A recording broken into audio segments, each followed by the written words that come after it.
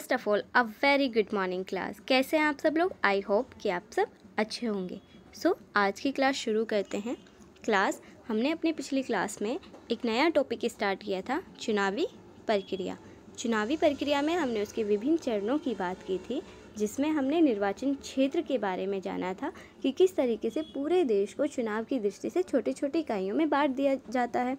और साथ ही हमने आरक्षित निर्वाचन क्षेत्र के बारे में बात की थी कि कुछ जो निर्वाचन क्षेत्र होते हैं वो कुछ पर्टिकुलर वर्गों के लिए आरक्षित कर दिए जाते हैं, रिजर्व कर दिए जाते हैं, जैसे SC ST। इसके अलावा हमने मतदाता सूची की भी बात की थी, यानी कि वोटर लिस्ट की। तो अब हमारी वोटर लिस्ट बनकर तैयार हो गई है और हमारे मतदाता अपने उम्मीदवारों को वोट देने के लिए तैयार हैं। लेकिन भाई हमारे उम्मीदवार कहाँ हैं? तो क्लास आज हम अपनी क्लास में उम्मीदवारों का नामांकन किस तरीके से होता है, उसका क्या प्रोसेस है, उसके बारे में चर्चा करेंगे। और साथ ही हम देखेंगे कि चुनावी अभियान क्या है और कैसे होता है।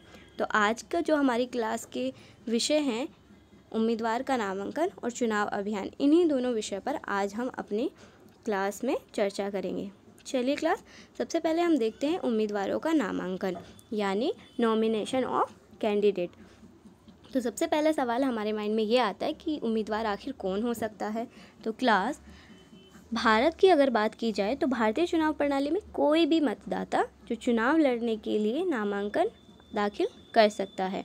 इसमें एक फ़र्क होता है और वो फ़र्क ये होता है कि कोई भी व्यक्ति 18 साल की उम्र में ही वोट डालने का अधिकारी तो हो जाता है, लेकिन उम्मीदवार बनने के लिए उसकी न्यूनतम आयु 25 वर्ष होनी चाहिए।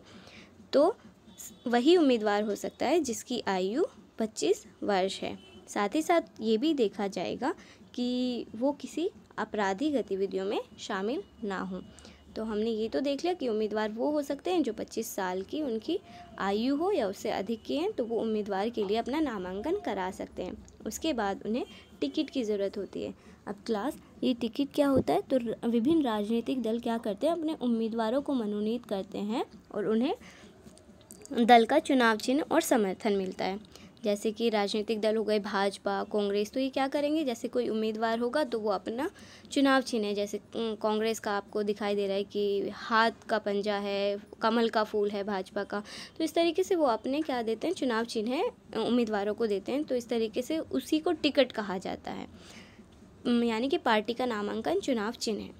इसके बाद अगर हम बात करें तो जो भी उम्मीदवार हैं या जो लोग चुनाव लड़ना चाहते हैं, उन्हें एक नामांकन फॉर्म भरना पड़ता है, यानी कि नॉमिनेशन फॉर्म भरना पड़ता है। और साथ ही साथ उन्हें कुछ रकम जमानत के रूप में जमा करानी पड़ती है।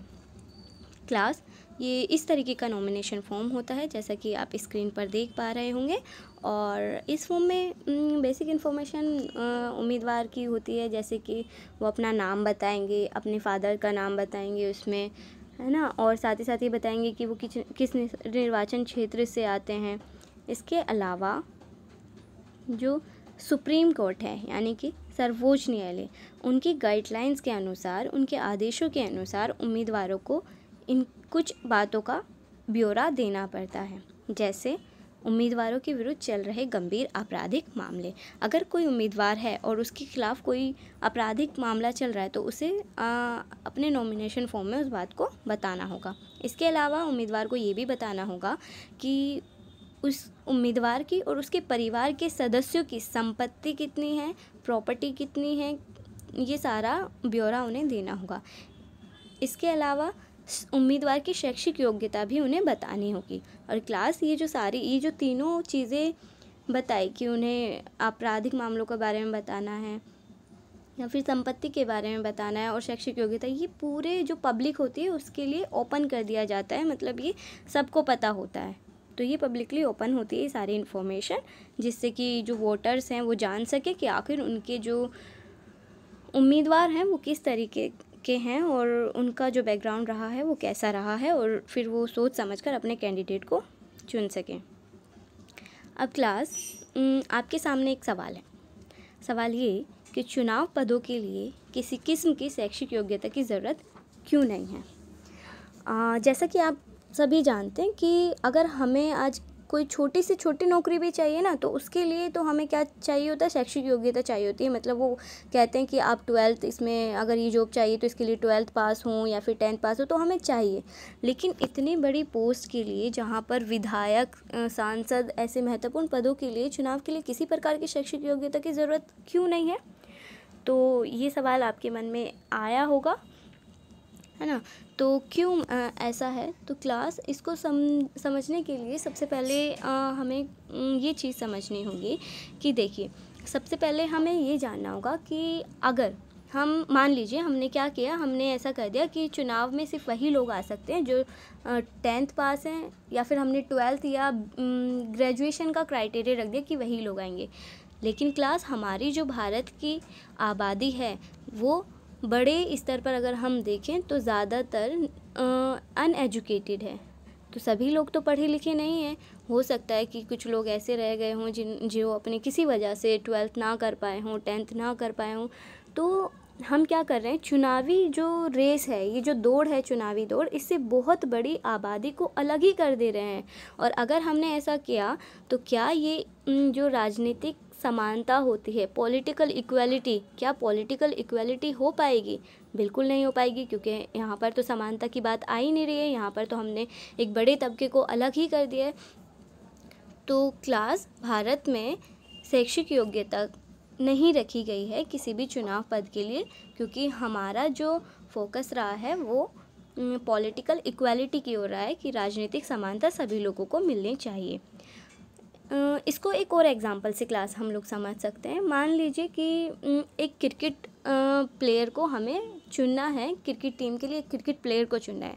तो वो क्रिकेट प्लेयर जब आएंगे तो वो हमें क्या दिखाएंगे, अपनी डिग्री दिखाएंगे कॉलेज की, कि भाई मैंने इतना पढ़ा है, ये किया है, वो किया है। तो क्या हम उन डिग्री के बेस पर एक क्रिकेटर को चुन सकते हैं? नहीं ना। हम उसमें क्या देखेंगे, हम तो ये देखेंगे कि एक अच्छा क्रिकेटर खेलने की योग्यता उसमें होनी चाहिए, मतलब वो अच्छा खेलता हो, ना कि हम ये देखेंगे कि उसके पास कितनी डिग्रियां हैं। तो ठीक उसी तरीके से, ठीक उसी प्रकार विधायक से सांसद की सबसे बड़ी योग्यता ये होती है कि वो अपने क्षेत्र के लोगों की कठिनाइयों को, मतलब उनकी प्रॉब्लम्स को, उनकी चिंताओं को समझें और उनके हितों के लिए काम करें। तो इस तरीके से यही हमारे यहाँ पर योग्यता का मापदंड है। और आप देखते हैं कि पूरे 5 साल में उनका एग्ज़ाम होता रहता है एक तरीके से, कि अगर वो वहाँ के लोगों की बातों को नहीं समझ रहे हैं, समस्याओं के लिए काम नहीं कर रहे हैं, उनके हितों के लिए काम नहीं कर रहे हैं, तो अगले 5 साल में हमारे जो वोटर्स हैं वो क्या करेंगे, बिल्कुल उन्हें चेंज कर देंगे। तो इसलिए हमारे यहाँ पर शैक्षिक योग्यता की आवश्यकता नहीं है। ठीक है क्लास, तो हमने समझा कि पॉलिटिकल इक्वालिटी की वजह से, और दूसरा जो चुनाव में उसके लिए योग्यता की ज़रूरत पढ़ा लिखे की नहीं, बल्कि उनकी समस्याओं को समझने की होनी चाहिए जिनके लिए वो काम करेंगे। क्लास, जो हमारा नेक्स्ट टॉपिक है वो है चुनाव अभियान या प्रचार। तो चुनाव अभियान या प्रचार, अभी हमें ये तो पता चल गया कि हमारे कैंडिडेट ये आ रहे हैं, लेकिन हमें कैसे पता चलेगा कि कौन बेहतर है? तो क्लास, कौन बेहतर है, कौन पार्टी अच्छी सरकार बना सकती है, या किसकी नीति सबसे अच्छी होंगी, ये हमें किस दौरान पता चलता है? जब चुनाव अभियान हो रहा होता है या चुनाव प्रचार हो रहा होता है। उसमें पार्टियां क्या करती हैं, आपने देखा होगा, अपने आसपास ऑब्जर्व किया होगा कि जब इलेक्शन आते हैं तो माहौल एकदम चेंज हो जाता है। मतलब सभाएं होती हैं, है ना, वो नेता लोग आते हैं ना, बड़े बड़े माइक में भाषण देते हैं, लेक्चर देते हैं, हम ये करेंगे, वो करेंगे, उस पार्टी ने ये नहीं किया था, हम ये करेंगे, है ना। और बड़ी बड़ी रैलियां निकलती हैं, आप देखेंगे नारेबाजी होती है। तो ये सारा चुनाव अभियान या प्रचार के दौरान होता है। और जब वो ये सारी पूरी प्रक्रिया कर रहे होते हैं तो हमें ये पता चलता है कि कौन सी पार्टी बेहतर है। हम ये डिसीज़न अच्छे से ले पाते हैं, हमारे पास विकल्प हो जाते हैं, ऑप्शन हो जाते हैं। अब ये जो चुनाव अभियान है वो किस टाइम पीरियड के बीच में होता है? तो क्लास, हमारे देश में उम्मीदवारों की अंतिम सूची की घोषणा होने पर और मतदान की तारीख के बीच में आमतौर पर 2 हफ्ते का समय चुनाव प्रचार के लिए दिया जाता है। अब ये जो 2 हफ्ते का समय उम्मीदवारों को मिला कि चलिए ठीक है, आप प्रचार करिए अपना कि क्या करेंगे, कैसे करेंगे वोटर्स के लिए। तो इस बीच ये क्या क्या करते हैं, इस बीच मतदाताओं से संपर्क करते हैं। मतलब जो वोटर्स हैं, इन उम्मीदवार जाएंगे वोटर्स से संपर्क करेंगे कि हमें ही वोट दीजिएगा, है ना। उसके बाद बैठकें करते हैं, मीटिंग्स होती है, समर्थकों को जुटाते हैं और फिर बड़ी बड़ी रैलियाँ निकालते हैं। तो चुनाव अभियान के दौरान ये सारी चीज़ें हो रही होती हैं। इसके अलावा राजनीतिक दल अहम मुद्दों पर लोगों का ध्यान आकर्षित करने के लिए कुछ नारे भी देते हैं, और ये अभी नहीं, बहुत पहले से हमारी राजनीतिक जो प्रणाली है उसमें चला आ रहा है। जैसे कि यहाँ पर 1971 में हम देखें तो इंदिरा गांधी जी कांग्रेस सरकार से थी, कांग्रेस पार्टी से थी। तो इंदिरा गांधी जी ने गरीबी हटाओ का नारा दिया 1971 में। तो जब अगर किसी पार्टी का नारा है गरीबी हटाओ, तो हमें क्या समझ आ रहा है कि इनकी जो पूरी मंशा है वो क्या है कि अगर ये इलेक्शन में आएंगे तो क्या करेंगे, जितनी भी मतलब हमारे भारत की ज़्यादातर जनसंख्या 1971 में बात करें तो गरीब थी, अभी भी है, ठीक है। तो गरीबी हटाओ का नारा दिया तो लोग इन्फ्लुएंस होते हैं, लोग आकर्षित होते हैं कि हाँ ठीक है, हम इसी पार्टी को वोट देते हैं। वैसे ही 1977 में जनता पार्टी थी, जनता पार्टी ने लोकतंत्र बचाओ का नारा दिया। अब लोकतंत्र बचाओ का नारा अगर वो दे रहे हैं तो इट मीन्स लोकतंत्र खतरे में था, इसलिए लोकतंत्र बचाओ की वो बात कर रहे हैं। तो इस दौरान इंदिरा गांधी जी द्वारा आपातकाल लगाया गया था और उसमें बहुत ज़्यादतियाँ की गई थी और नागरिकों की स्वतंत्रता छीन ली जाती है, सिर्फ जीने का अधिकार लोगों के पास होता है। तो इस हालात में लोकतंत्र बचाओ का नारा जनता पार्टी लेकर आई। इसके बाद अगर बात करें तो 1983 में आंध्र प्रदेश में एन.टी. रामाराव द्वारा तेलुगु आत्मसम्मान को सुरक्षित रखें। तो हम ये देखते हैं कि जो राजनीतिक दल होते हैं वो कुछ मुद्दों पर वोटर्स का ध्यान आकर्षित करने के लिए कुछ नारे देते हैं, और क्लास इन नारों का इतना इन्फ्लुएंस होता है कि पूरा जो वोट होता है वो इसी बेस पर चला जाता है कई बार। अब आपको याद है कि 2014 में इलेक्शन हुए थे बीजेपी के, तो बीजेपी जीतती है इलेक्शन 2014 में। तो उनका नारा क्या था, क्या नारा दिया था बीजेपी ने, मोदी जी ने क्या नारा दिया था, वो आप मुझे कमेंट सेक्शन में बताएंगे कि उनका नारा क्या था। ठीक है क्लास, आप लोगों को याद होगा। यार याद नहीं है, पता नहीं है तो अपने पेरेंट्स से पूछिएगा, है ना, वो आपको ज़रूर बताएंगे। चलिए क्लास, इसी के साथ अब हम देखते हैं कि ये जो चुनाव अभियान होता है इस दौरान बहुत सारी गतिविधियां होती है। तो हम क्या करते हैं इनको, मतलब नॉर्मली तो हमें ये चाहिए कि हम इन्हें फ्री कर छोड़ दें कि आप किसी भी तरीके से चुनाव अभियान कीजिए। तो ठीक है, स्वतंत्र तो छोड़ देना सबसे अच्छा है, लेकिन फिर भी कुछ कोड ऑफ कंडक्ट होते हैं, आदर्श आचार संहिता होती है जिसके अनुसार कोई पार्टी कुछ काम नहीं कर सकती है, वो उसे नहीं करने चाहिए। जैसे इसमें आप देख रहे होंगे कि चुनाव प्रचार के लिए किसी भी धर्म स्थल का उपयोग नहीं कर सकते हैं। धर्म स्थल जैसे कि मंदिर, मस्जिद, चर्च, गुरुद्वारा, तो इनका यूज़ हम नहीं कर सकते चुनाव प्रचार के लिए। दूसरी चीज़, सरकारी वाहनों, विमानों और अधिकारियों का उपयोग नहीं कर सकते हैं। अब सरकारी वाहनों, मान लीजिए कि अभी बीजेपी की सरकार है ना, तो प्रधानमंत्री जो है हमारे वो बीजेपी पार्टी से हैं, और अभी बिहार में इलेक्शन हुआ, और बिहार में जो इलेक्शन हुआ वहाँ पर जो इलेक्शन हो रहा है तो वहाँ पर क्या करेंगे, वो वहाँ पर यूज़ कर सकते थे ना कि हमारी पार्टी है तो उसके लिए यूज़ करते हैं, लेकिन ऐसा नहीं कर सकते हैं। ठीक है, तो वो भले ही बीजेपी पार्टी से हैं लेकिन वो अलग से इंडिपेंडेंट हैं, और यहाँ पर ना तो सरकारी वाहनों का यूज़ किया जा सकता है, ना ही अधिकारियों का यूज़ किया जा सकता है। तो ये भी एक कोड ऑफ कंडक्ट है। इसके अलावा अगर हम बात करें तो एक बार चुनाव घोषित किए जाने के बाद मंत्रियों को किसी भी परियोजना की नींव नहीं लगानी चाहिए।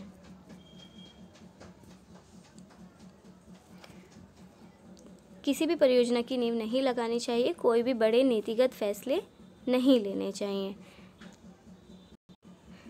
तो लास्ट टाइम पे यहाँ पर कोई बड़ा फैसला नहीं सरकार ले सकती है, ताकि वो वोटर को इन्फ्लुएंस ना कर पाए। ठीक है, तो इसलिए इन सब चीज़ों का ध्यान रखना पड़ता है और ये कोड ऑफ कंडक्ट कहा जाता है। ठीक है क्लास, आई होप कि आपको ये सारी चीज़ें समझ आई हों। चलिए अब हम कुछ क्वेश्चंस देख लेते हैं कि हमने क्या सीखा। तो सबसे पहला क्वेश्चन है कि कितनी आयु होने पर उम्मीदवार नामांकन कर सकते हैं। सेकंड, क्या भारत में चुनाव पद के लिए किसी प्रकार की शैक्षिक योग्यता की ज़रूरत है। दूसरा, गरीबी हटाओ नारा कब और किसने दिया। क्लास, ये आपको नोटबुक में लिखने की ज़रूरत नहीं है, आप सिंपल कमेंट सेक्शन में इनके आंसर कर सकते हैं। लेकिन जो आपको काम करना है, एक होमवर्क है आपको इसमें ये करना है कि जैसे कि अभी हाल ही में 2019 में विधानसभा चुनाव दिल्ली में हुए, ठीक है। तो ये जो विधानसभा चुनाव दिल्ली में हुए, आपको ये देखना है कि आपके चुनाव क्षेत्र में चुनाव अभियान इस दौरान किस तरीके से चला था। और साथ ही साथ आपको ये भी देखना है कि क्या उस टाइम पर जो चुनाव अभियान चला था उसमें आदर्श आचार संहिता यानी कि कोड ऑफ कंडक्ट का पालन किया गया था। इसका आलोचनात्मक विश्लेषण करना है, क्योंकि कई बार इसके दौरान हम देखते हैं कि वोट के दौरान हम देखते हैं कि जाति धर्म के नाम पर वोट मांगते हैं, है ना, रिश्वत देते हैं। तो इस तरीके से हमें ये देखना है कि क्या कोड ऑफ कंडक्ट का यूज़ हो रहा था, सबने अच्छे से किया था। तो इसका आपको आलोचनात्मक विश्लेषण करना है। ठीक है क्लास, आज के लिए फिर इतना ही। Thank you. घर पर रहिए, पढ़ते रहिए, सीखते रहिए। Okay class.